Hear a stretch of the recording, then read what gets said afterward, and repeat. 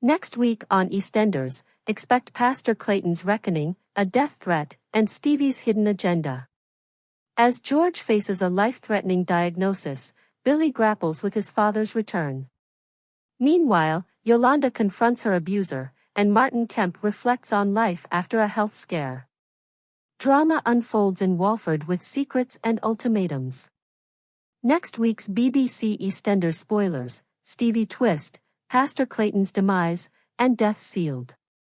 Next week's episode of EastEnders promises to be very dramatic, with a hospital run, a shocking revelation, and a newcomer making mischief. Fans of the BBC soap opera EastEnders may anticipate some unsettling scenes as well as some significant discoveries.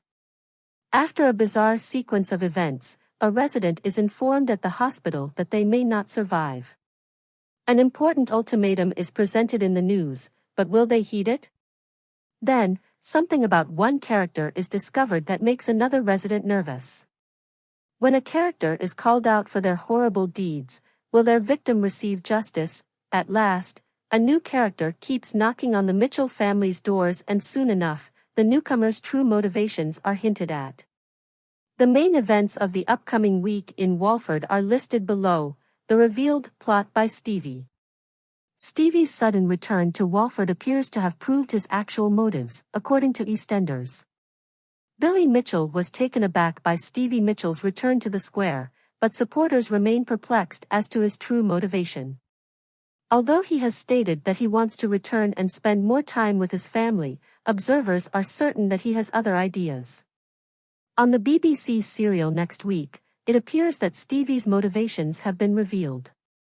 Honey is trying desperately to convince Billy to give his dad another chance, but Billy is determined that he doesn't want anything to do with him. Billy is not impressed when Stevie tells him that he wants to get to know Lexi, Will, and Janet better after running into them at the cafe. Billy is not impressed by Honey's tenacity, but she is adamant that the children should be able to know their grandfather. He dashes over to the Queen Vic and orders Stevie not to get near them. Billy becomes even more enraged upon witnessing Will conversing with his grandfather at the cafe. Billy fears that he is becoming more and more like his father, and things almost go violent. Billy is advised by Phil to be with Stevie and discover his true desires.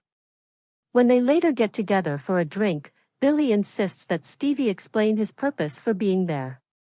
Billy is still icy when Stevie tells him he's simply a lonely man trying to get back in touch with his family. Upon Honey, Will, and Janet's come home, they discover to their dismay that Billy has extended an invitation to Stevie.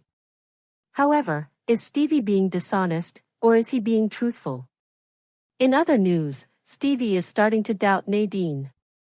Although we are aware that she is faking her pregnancy, Jay Brown's family has not yet been informed.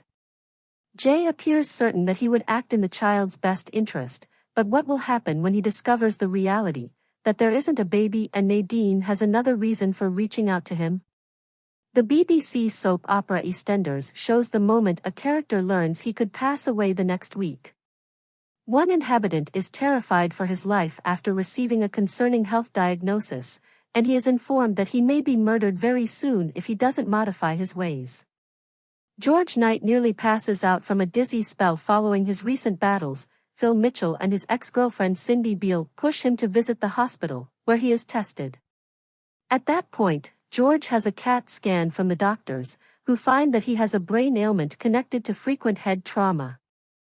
He is in serious danger as a result of the bouts and his injuries, and one more battle could endanger his life. The doctor warns George to cease what he's doing since one blow to the head could kill him. But will George pay attention, or is the character doomed to die? When Elaine Peacock, George's partner, and his daughters Gina and Anna learn that he has been fighting and that Cindy was fully aware of it, they become enraged back in Walford. But Cindy doesn't hesitate to strike out and warn George when she sees him with fight organizer Rufus. Despite being warned he would die if he gets into another battle, it's obvious he's thinking about it. After making the strained promise to her daughters Gina and Anna that she will persuade George to stop fighting, Cindy speaks with George. Cindy suggests George use internet therapy to help him deal with his intense emotions, but George initially rejects her offer. Cindy is eager for him to find alternative methods of coping with the heartbreak he's been through recently, when Eddie Knight, his adoptive father, was accused of killing his biological father. In addition, he learned that his adopted mother Gloria had unfortunately passed away in recent weeks, while his biological mother had died months earlier. George is seen calling Rufus to schedule another fight, suggesting that Cindy hasn't reached him. She gives him an ultimatum shortly, but will it be sufficient to prevent him from carrying it out? Spoilers for EastEnders reveal that Yolanda Truman's tragic narrative with Pastor Clayton will now take a different turn. As viewers are aware, Yolanda was left traumatized in previous episodes on the BBC serial opera after the pastor cruelly attacked her sexually.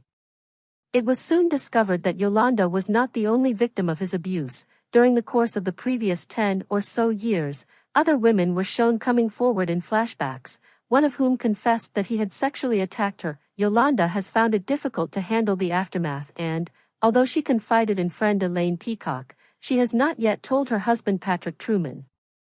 But the following week, just as Yolanda makes a bold choice, he discovers the truth and acts accordingly.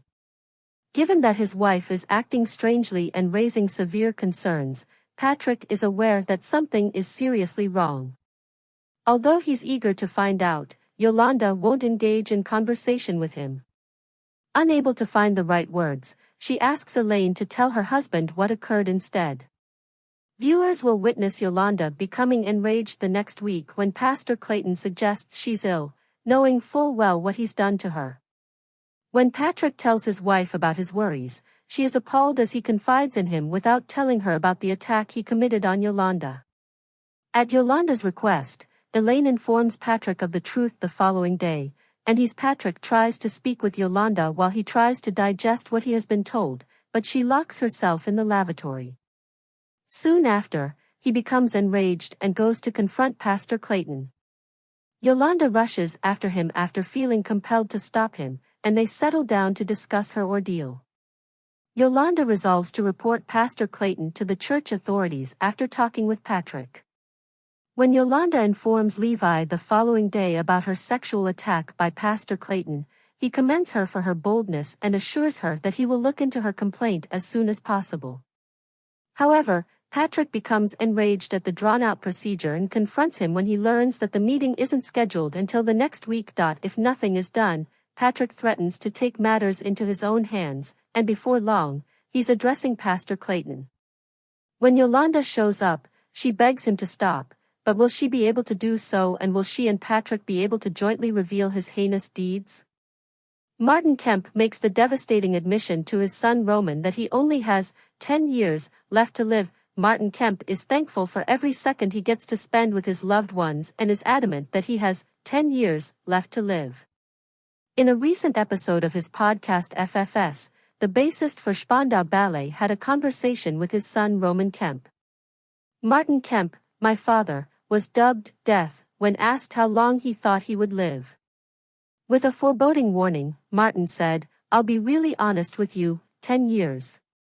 This then made the 62-year-old performer think back on a prior health scare that had caused him to view life differently. I'm not sure how long I have left, but I can tell you that during my 34-year-old brain tumor scare, I believed I was going to die for 2 years of my life. And everything else, every day, every year, every month, and every event I've had, has, in my opinion, been a bonus after that," he added. Martin continued, "It's really strange that when I was 34 and I went through that brain tumor stuff, I was practically resigned to the fact that I was going to die, but I was quite happy with my lot, because I had lived the most incredible experiences." As a result, Martin has learned to accept his fate and feel grateful for the life he has lived. He recalled, "I was rather thrilled when I thought, if I go, do you know what? I spent 2 years thinking about dying by the time I was 34. How different a life was then. Therefore, each year and each month that I live today is a bonus." Fans will recall that Martin Kemp required radiation treatment and surgery to remove 2 benign brain tumors that were discovered in the early 1990s.